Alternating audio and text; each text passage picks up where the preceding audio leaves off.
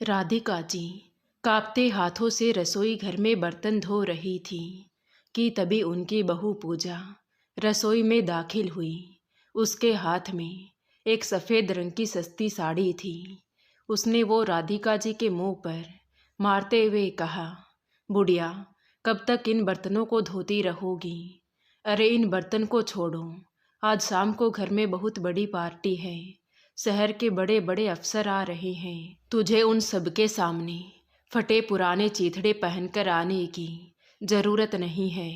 हमारी नाक कट जाएगी, इसलिए पहन ले। ये वेटर की ड्रेस है। आज रात तुझे मेहमानों को जूस और खाना सर्व करना है। बहू के मुंह से ये सुनकर राधिका जी सन्न रह गई। उनकी आंखों में पानी भर आया। बहू, मैं मेहमानों के सामने वेटर बनूंगी। मैं तेरी सास हूँ, अमित की माँ हूँ और एक रिटायर्ड टीचर हूँ। लोग क्या कहेंगे? ये सुनकर पूजा जोर से हंसी। टीचर? अरे वो टीचर मर गई उसी दिन जिस दिन तूने अपनी 40 लाख की पेंशन मेरे पति के नाम की थी। अब तेरी औकात सिर्फ इस घर की नौकरानी है। लोग क्या कहेंगे? लोगों को मैंने पहले बोल दिया है कि तू एक बेचारी लावारिस बुढ़िया है जिसे हमने तरस खाकर नौकरी पर रखा है। नहीं बहू, मुझसे ये नहीं होगा। मैं एक कोने में छिपकर बैठ जाऊंगी, लेकिन वेटर नहीं बनूंगी। मेरे कई पुराने छात्र हैं, अब बड़े अफसर बन गए हैं। अगर किसी ने पहचान लिया तो ये सुनकर पूजा का गुस्सा 7वें आसमान पर चढ़ गया। वो आगे बढ़ी, राधिका जी के बाल मुट्ठी में जकड़ लिए। पहचान लिया तो कह देना कि मैं अनपढ़ गंवार हूँ। और सुन, अगर ये ड्रेस नहीं पहनी और शाम को ट्रे लेकर बाहर नहीं आई तो कल से तुझे इस घर का बासी खाना भी नहीं मिलेगा। फिर जाकर सड़क पर भीख मांगना। अब तू खुद सोच ले, तुझे भीख मांगना है या इस घर में रहना है। तभी किचन के दरवाजे पर अमित आकर खड़ा हो गया। ये देखकर राधिका जी की आंखों में उम्मीद की किरण जगी। उन्हें लगा कि शायद उनका बेटा, जिसे उन्होंने अपनी उंगली पकड़कर चलना सिखाया था, वो उन्हें बचा लेगा।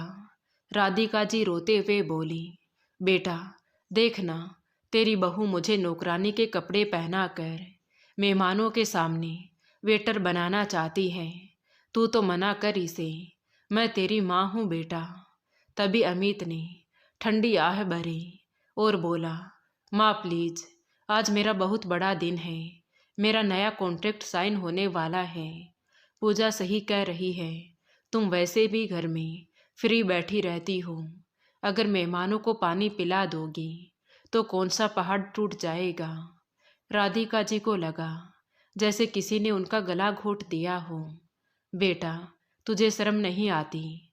अपनी माँ को वेटर बनाएगा। तभी अमित ने गुस्से में कहा, शर्म? अरे शर्म तो मुझे आती है तुम्हें दुनिया से ये बताते हुए कि तुम मेरी माँ हो। देखो अपनी हालत, गंवार लगती हो एकदम।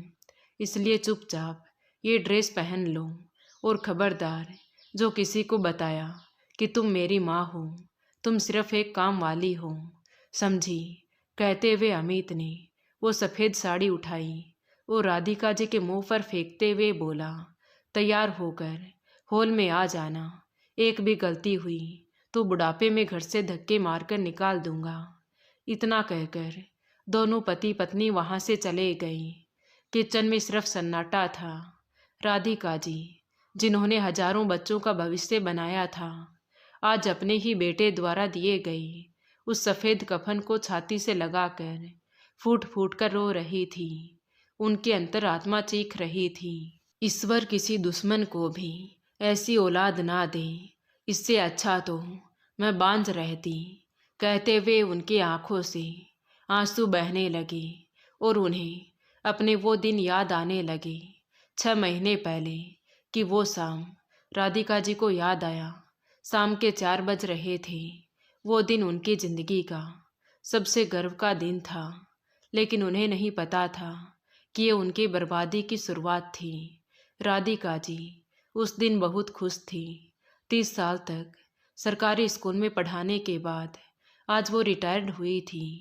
उनके हाथ में एक फाइल थी जिसमें उनकी ज़िंदगी भर की कमाई और पीएफ के 40 लाख रुपए का चेक था। वो खुशी खुशी घर में दाखिल हुई। उनके चेहरे पर सुकून था। आते ही उन्होंने कहा, देखो बेटा, आज मुझे मेरी ज़िंदगी भर की तपस्या का फल मिल गया है। माँ, आप तो महान हो। आपको पता नहीं आपने क्या किया है। अब मेरा सपना पूरा होगा। मैं अपना बड़ा बिजनेस शुरू कर पाऊंगा। देखना माँ, आपको रानी बनाकर रखूंगा। इस छोटे से घर से निकलकर महल जैसे बंगले में ले जाऊंगा। बहू भी पीछे नहीं थी। वो भी दौड़ कर आई और बोली, हाँ माँ जी, आप चिंता क्यों करती हैं? अब तो आपके आराम करने की उम्र है। घर का सारा काम मैं देखूंगी। आपकी सेवा हम करेंगे। बस आप ये चेक अमित को दे दीजिए ताकि बिजनेस में इन्वेस्ट कर सकें। राधिका जी, जो एक शिक्षिका थी और दुनिया को ज्ञान देती थी, आज ममता के मोह में अपने ही घर में अज्ञानी बन गई। उन्हें बेटे की बातों में प्यार दिखा और बहू की बातों में सेवा, इसलिए खुश होकर बोली, लो बेटा, ये सब तेरा ही तो है। मेरा क्या है? मैं पैसों का क्या करूँगी? मुझे तो बस बुढ़ापे में प्यार चाहिए। तुम दोनों खुश रहो, बस यही मेरी दौलत है। उन्होंने अपने कांपते हाथों से वो 40 लाख का चेक अपने बेटे को सौंप दिया। उस वक्त उनकी आंखों में खुशी के आंसू थे। उन्हें जरा भी अंदाजा नहीं था कि उन्होंने चेक नहीं, अपनी आज़ादी सौंप दी है। चेक हाथ में आने के महज एक हफ्ते बाद घर का नज़ारा बदल गया। अमित ने उन पैसों से शहर के पोश इलाके में एक बड़ा और आलीशान बंगला खरीदा। जिस दिन वे नए घर में शिफ्ट हुए, उस दिन राधिका जी बहुत खुश थी। वो ड्राइंग रूम के सोफे पर बैठने जा ही रही थी, तभी बहू ने उन्हें रोक लिया। अरे माँ जी, कहाँ बैठ रही हैं? आपके कपड़े गंदे हैं, नया सोफ़ा खराब हो जाएगा। आप अंदर वाले छोटे कमरे में बैठिए। राधिका जी हैरान रह गई। उन्होंने कहा, लेकिन बहू, मैं तो अभी नहाकर आई हूँ। तो पूजा बेरुखी से बोली, माँ जी, बहस मत कीजिए। जितना बोला गया है उतना काम कीजिए। और हाँ, आज से इस घर में खाना आप बनाएंगे। मैं इस बड़े घर की मालकिन हूँ। मुझे किटी पार्टी में जाना होता है। मेरे पास चूल्हा चौका करने का समय नहीं है। ये सुनकर राधिका जी ने बेटे की तरफ देखा। बेटा, तूने तो कहा था मुझे रानी बनाकर रखेगा। अमित, जो अपने नए लैपटॉप में व्यस्त था, वो झल्लाकर बोला, महारानी का मतलब ये नहीं कि पलंग तोड़ो। शरीर चलता रहेगा तो बीमारी नहीं बढ़ेंगी। पूजा जो कह रही है चुपचाप वो करो। मुझे बिजनेस पर फोकस करने दो। घर की चिक चिक से मत घसीटो। वो रानी बनाने का वादा महज कुछ दिनों में नौकरानी की हकीकत में बदल गया। धीरे धीरे उनसे डाइनिंग टेबल पर खाना छीन लिया गया। उन्हें मेहमानों के सामने आने से मना कर दिया गया और आज नौबत यहाँ तक आ गई थी कि उन्हें वेटर बनने पर मजबूर किया जा रहा था। राधिका जी किचन में बैठी गहरी सांस ली। उनकी आंखों से अब आंसू नहीं बल्कि पछतावा बह रहा था। उन्होंने खुद से कहा, काश मैंने वो पैसे अपने पास रखे होते तो आज मेरा बेटा मेरा सगा होता। तभी बाहर से बहू की चीख सुनाई दी, ए बुढ़िया, तैयार हुई कि नहीं? मेहमान आने वाले हैं। राधिका जी ने कांपते हाथों से वो सफ़ेद साड़ी उठाई और उसे पहननी शुरू कर दी। मन में एक ही दुआ थी कि हे भगवान, आज मेरी इज्जत रख लेना। मेरा कोई पुराना छात्र मुझे इस हाल में ना देख ले। वो सोच ही रही थी कि तभी उन्हें चक्कर आने लगे। सर पर हाथ रखकर वो किचन से बाहर आई तो बहू अपनी सहेलियों के साथ सोफे पर बैठकर हंस हंसकर बातें कर रही थी। तभी पूजा की सहेलियों ने कहा, उफ पूजा, ये कौन है? बदबू आ रही है इससे। क्या ये तुम्हारी नई नौकरानी है? तो पूजा ने घृणा से राधिका जी को देखा और हंसते हुए बोली, अरे नहीं यार, नौकरानी होती तो कम से कम साफ तो रहती। ये तो मेरे पति की पुरानी जिम्मेदारी है जिसे हम ढो रहे हैं। ये सुनकर सारी सहेलियां हंसने लगी। राधिका जी का दिल छलनी हो गया, पर बीमारी ने उन्हें लाचार कर रखा था। वो कांपते हुए हाथ जोड़कर बोली, बहू, कल रात से बहुत तेज बुखार है, शरीर टूट रहा है। आज बर्तन धोने की बिल्कुल हिम्मत नहीं हो रही। क्या आज के लिए कोई काम वाली बाई बुला लोगी? ये सुनते ही पूजा के तन बदन में आग लग गई। उसने अपने हाथ से चाय का कप जोर से जमीन पर दे मारा। चाय छलक कर राधिका जी के पैरों पर गिर गई। ये देख पूजा की सभी सहेलियां हैरान हो गई। वही पूजा चिल्लाते हुए बोली, काम वाली बाई, अरे दिमाग खराब हो गया है तुम्हारा? नौकरानी रखने की औकात है तुम्हारी? जेब में फूटी कोड़ी नहीं है और हुकुम देखो महारानी के। कहते हुए वो वहाँ से उठी और राधिका जी के पास जाकर उंगली नचाते हुए बोली, वो 40 लाख देकर क्या एहसान जता रही हो? वो तो अमित का हक था, कुछ भीख नहीं दी थी आपने। पैसे दिए थे तो क्या जिंदगी भर बैठकर मुफ्त की रोटियां तोड़ोगी? इस घर का नियम सुन, काम नहीं तो खाना नहीं। बेटी, मैं तेरी सास हूँ, मैंने तुझे हमेशा अपनी बेटी माना था। आज मेरी तबीयत खराब है। तभी पूजा बीच में ही बोली, ओ प्लीज ये बेटी बेटी वाला ड्रामा बंद करो। सास थी जब तक तुम्हारे पास पैसे थे, अब तुम इस घर की बिना पगार वाली नौकरानी हो। और नौकरानी बीमार नहीं पड़ती, काम करती है। जाओ किचन में, बर्तनों का ढेर पड़ा है। और सुन लो, जब तक सारे बर्तन नहीं धोओगी एक दाना भी नाश्ता नहीं मिलेगा। भले ही चक्कर खाकर गिर जाओ। तभी सीढ़ियों पर कदमों की आहट सुनाई दी। अमित सूट बूट पहनकर तैयार होकर नीचे आ रहा था। तो राधिका जी ने कहा, बेटा देखना तेरी पत्नी क्या कर रही है। मुझे बुखार है और ये कह रही है कि बर्तन धो वरना खाना नहीं मिलेगा। तू तो समझा इसे, मैं तेरी माँ हूँ बेटा। अमित ने एक बार भी अपनी माँ को नहीं देखा और बोला, माँ सुबह सुबह रोना धोना शुरू मत करो। पूजा सही कह रही है, मेरे पास अभी नौकरानी के नखरे उठाने के लिए पैसे नहीं हैं। सारा पैसा मैंने बिजनेस में लगा दिया है। और वैसे भी डॉक्टर कहते हैं कि बुढ़ापे में शरीर चलता रहे तो ठीक रहता है। घर में बैठे बैठे तुम्हारा शरीर जाम हो जाएगा। थोड़ा हाथ पैर चलाओगी तो सेहत बनी रहेगी। ये सुनकर राधिका जी की आंखों में आंसू आ गए। बेटा, तो अपनी बीमार माँ से ये कह रहा है? राधिका जी बोली रही थी कि अमित गुस्से से बोला, अब इमोशनल ड्रामा बंद करो माँ, मुझे ऑफिस के लिए देर हो रही है। पूजा, अगर इन्होंने काम नहीं किया तो सच में खाना मत देना, बहुत आलस चढ़ गया है इन्हें। कहते हुए अमित बिना उनका हाल पूछे वहाँ से निकल गया। तभी पूजा ने अपनी सहेलियों की तरफ देखा और ताली बजाकर हंसी। देख लिया ना बुढ़िया, तेरे बेटे को भी तेरी परवाह नहीं है। चल अब दफा हो किचन में। राधिका जी, जिन्होंने हजारों बच्चों को माता पिता भगवान है इनका पाठ पढ़ाया था, आज खुद अपनी ही कोख से जन्मी औलाद के घर में अपमान के घूंट पीकर रह गई। बुखार से रोती बिलखती उन जूठे बर्तनों को साफ करने के लिए किचन में दाखिल हुई। पीछे ड्राइंग रूम में अभी भी पूजा और उसकी सहेलियां ठहाके लगाकर हंस रही थी, जो उनके दिल पर हथौड़े की तरह बज रहे थे। राधिका जी कांपते हाथों से उन बर्तनों को ऐसे रगड़ रही थी मानो उन बर्तनों को नहीं बल्कि अपनी किस्मत की कालिक को साफ करने की कोशिश कर रही हो। तभी बाहर से पूजा की आवाज़ आई, ए बुढ़िया, हाथ चला, जुबान नहीं। आवाज़ यहाँ तक आ रही है रोने की। राधिका जी ने डर कर अपने मुंह पर पल्लू रख लिया।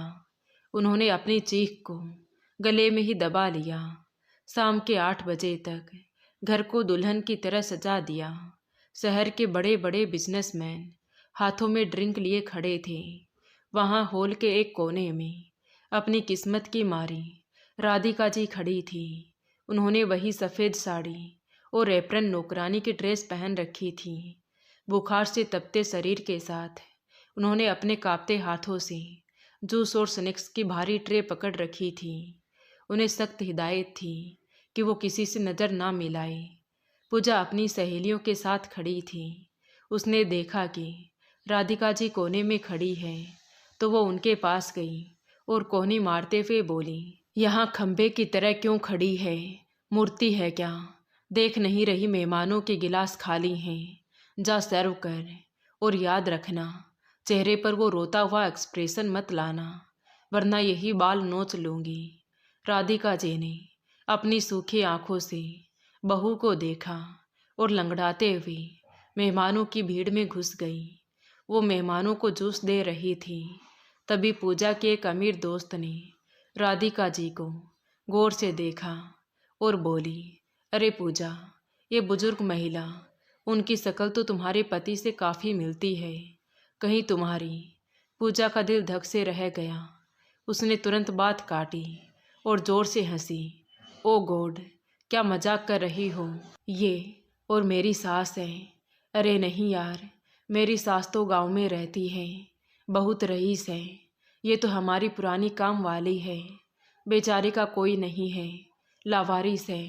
बुढ़ापे में इसे कोई काम नहीं देता था तो अमित को तरस आ गया। हमने इसे रहने के लिए जगह दे दी, बदले में छोटा मोटा काम कर देती है। क्या करें, दिल बहुत बड़ा है हमारा। पास खड़े अमित ने भी ये सुना तो उसने भी झूठ में हाँ मिला दी। हाँ, बस इंसानियत के नाते रख लिया है।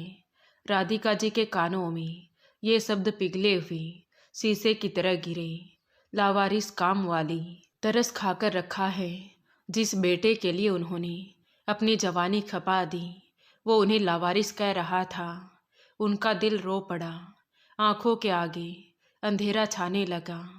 वो शहर के सबसे अमीर आदमी सेठ मल्होत्रा को जूस देने बढ़ी थी कि अचानक उन्हें चक्कर आया। उनका पैर कालीन के किनारे में फंसा और हाथों से ट्रे छूट गई। जूस के 2 भरे हुए गिलास सीधे सेठ मल्होत्रा के महंगे सूट पर गिरे। लाल रंग का जूस उनकी सफ़ेद शर्ट पर फैल गया। कांच के टुकड़े फर्श पर बिखर गए। पार्टी में एकदम सन्नाटा छा गया। संगीत रुक गया। सबकी नज़रें वहाँ टिक गई। सेठ मल्होत्रा ने अपने गीले कपड़े पोंछे और गुस्से से आग बबूला होते हुए बोला, वाट द हेल, अंधी हो क्या बुढ़िया? दिखाई नहीं देता? मेरा 20,000 रुपये का कपड़ा खराब कर दिया। फिर अमित की तरफ मुड़कर बोला, अमित, ये कैसी अनपढ़ और गंवार नौकराली पाल रखी है तुमने? इसे तमीज़ नहीं है मेहमानों में पेश आने की। राधिका जी डर के मारे कांपते हुए वहीं जमीन पर बैठकर कांच के टुकड़े उठाने लगी और रोते हुए बोली, माफ़ कर दीजिए साहब, चक्कर आ गया था, गलती हो गई। अमित ने देखा कि उसका सबसे बड़ा क्लाइंट नाराज हो गया है। उसे अपनी इज्जत मिट्टी में मिलती देखी। उसका गुस्सा बेकाबू हो गया। उसने मेहमानों की परवाह ना करते हुए राधिका जी का हाथ जोर से पकड़ा और दहाड़कर बोला, कामचोर, एक काम दिया था, वो भी ढंग से नहीं हुआ तुमसे। मेरी पूरी पार्टी खराब कर दी। तेरी हिम्मत कैसे हुई सेठ जी के कपड़े खराब करने की? आज तो मैं तुझे छोड़ूंगा नहीं। कहते हुए अमित ने हाथ आगे बढ़ाया ही था कि पीछे से आकर किसी ने उसके गाल पर एक जोरदार तमाचा जड़ दिया। अमित ने गुस्से में मुड़कर देखा तो सामने डीएम रणवीर खड़े थे। उनका चेहरा पत्थर की तरह सख्त था और आंखों में ऐसा तूफान था जिसे देखकर अच्छे अच्छे लोगों का पसीना छूट जाए।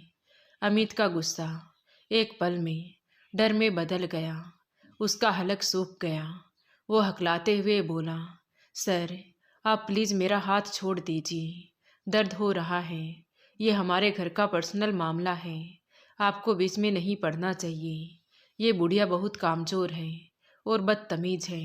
इसने मेरे वीआईपी गेस्ट का सूट खराब कर दिया। इसे सबक सिखाना जरूरी था। अमित की बात सुनकर डीएम रणवीर का सब्र टूट गया। उन्होंने अमित का हाथ छोड़ा नहीं बल्कि उसकी कलाई को मरोड़ते हुए कहा, नौकरानी, अपनी गंदी जुबान पर लगाम दो मिस्टर अमित। जिसे तुम पैर की जुत्ती समझ रहे हो ना, वो इस शहर की कलेक्टर तो नहीं, लेकिन कलेक्टर बनाने वाली शख्सियत है। डीएम रणवीर ने अमित की तरफ से मुंह फेरा और राधिका जी की तरफ देखा। राधिका जी ने डर कर अपना चेहरा पल्लू से ढक लिया था। रणवीर धीरे धीरे उनके करीब गया और कांपते हाथों से राधिका जी के पैर छूते हुए कहा, नमस्ते मैडम, आपने मुझे पहचाना नहीं, मैं आपका रणवीर, आपका छात्र। राधिका जी ने पल्लू हटाया। उन्होंने अपने पुराने चश्मे से रणवीर को देखा। यादों की धूल हटी। रणवीर, तू तो पढ़ने में बहुत होशियार था। आज तुम। हाँ मैडम, आज मैं इस शहर का डीएम कलेक्टर हूँ और मैं जो कुछ भी हूँ आपकी वजह से हूँ। आपने मुझे इंसान बनाया। कहते हुए वो पूरी महफिल की तरफ मुड़ा। उसकी आवाज़ में सरकारी आदेश जैसी शक्ति थी। मिस्टर अमित और मिसेज पूजा, जिस माँ ने अपनी पेंशन देकर तुम्हें यह महल जैसा घर बनाकर दिया, आज उसे तुम दोनों ने नौकरानी बना दिया। अमित हकलाने लगा। सर, आप गलत समझ रहे हैं।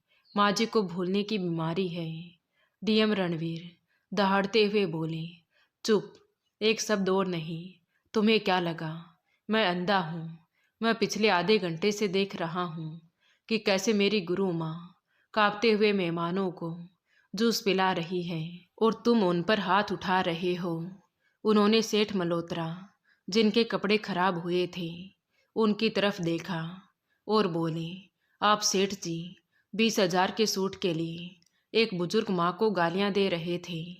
याद रखिए, अगर राधिका मैडम जैसी शिक्षकों ने हमें कलम पकड़ना नहीं सिखाया होता तो आज आप सूट पहनने लायक नहीं होते। सेठ मल्होत्रा शर्म से पानी पानी हो गए। उन्होंने तुरंत सर झुका लिया। माफ़ कीजिए सर, मुझे पता नहीं था। अमित को अपनी आंखों के सामने अपनी दुनिया उजड़ती दिख रही थी।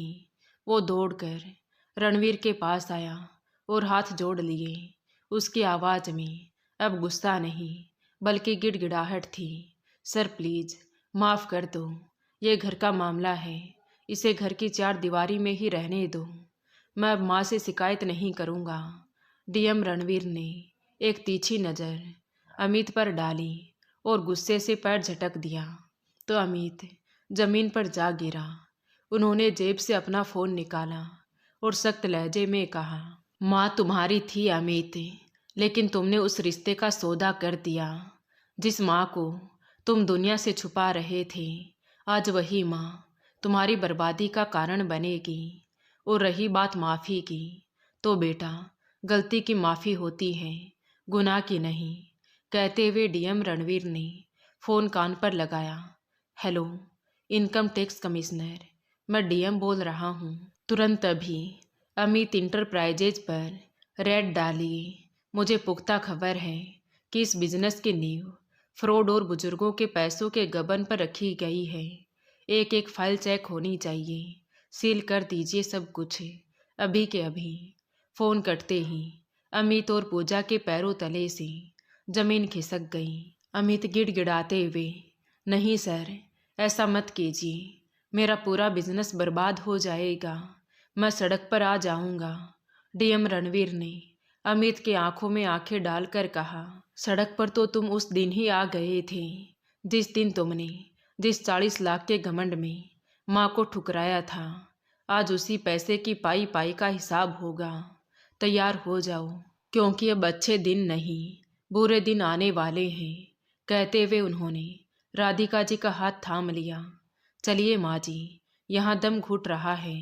यहाँ इंसान नहीं व्यापारी रहते हैं। मेरे सरकारी बंगले में बहुत जगह है। मेरी अपनी माँ तो बचपन में गुजर गई थी। आज भगवान ने मुझे मेरी गुरु माँ वापस दे दी। अब बाप की सेवा एक नौकर नहीं, आपका ये शिष्य बेटा करेगा। चलिए। राधिका जी की आंखों से आंसू बह रहे थे। वो रणवीर के साथ चलने लगी। तभी अमित और पूजा गिड़गिड़ाते हुए राधिका जी के पैरों में गिर पड़े। माँ मत जाओ, हमें पुलिस से बचा लो, रणवीर सर को बोलो ना, रेड रोक दे। मैं आपका बेटा हूँ, प्लीज़ माफ़ कर दो। पूजा भी, माँ जी गलती हो गई, मुझे जेल नहीं जाना, आप जो कहेंगी मैं करूँगी। राधिका जी की आंखों में अब ममता की कमजोरी नहीं बल्कि एक शिक्षक की शक्ति थी। उन्होंने गंभीर आवाज में